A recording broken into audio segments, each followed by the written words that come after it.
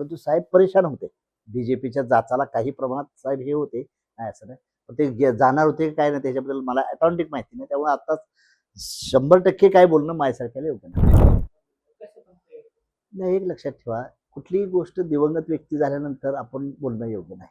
विशेष म्हणजे पृथ्वीराज चव्हाण म्हणजे चांगली व्यक्ती आहे, नॉन करप्ट आहे, नेते आहेत मोठे. परंतु आज ते हयात नाहीत मुंडे साहेब, त्याबद्दल आपण त्यांच्यावर डायलॉग करणं योग्य नाही, एवढंच मला म्हणायचं आहे. आता ते काय झाले मलाही माहित नाही ना त्यातले. तर त्यावेळेस साहेबांचं चाललं होतं काँग्रेसबरोबर, बीजेपीच्या जाचाला कंटाळून साहेबांचं चाललं होतं. पण ते आता फिक्स काय मला सांगता येणार नाही. आता मी त्या मिटिंगला नव्हतो किंवा काय नव्हतं, त्याच्याबद्दल मी माझ्यासारख्यानं बोलणं योग्य नाही. नाही, त्यावेळेस साहेबाची माझं एवढं हे नव्हतं, म्हणजे एवढी साहेबांची माझी एवढी हे नव्हती.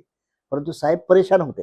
बीजेपीच्या जाचाला काही प्रमाणात साहेब हे होते, नाही असं नाही. पण ते जाणार होते काय नाही त्याच्याबद्दल मला अथॉन्टिक माहिती नाही. त्यामुळे आता 100% काय बोलणं माझ्यासारख्याला योग्य नाही.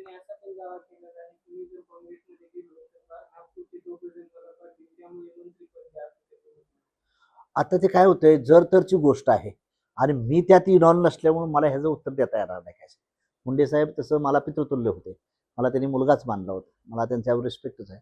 परंतु आता ते पृथ्वीराज चव्हाण, मुंडे साहेब, अहमद पटेल आणि मनमोहन सिंग आणि सोनिया गांधी यांची चर्चा झालेली आहे, असं तुमच्याच माध्यमातून मला माहिती मिळालेली आहे.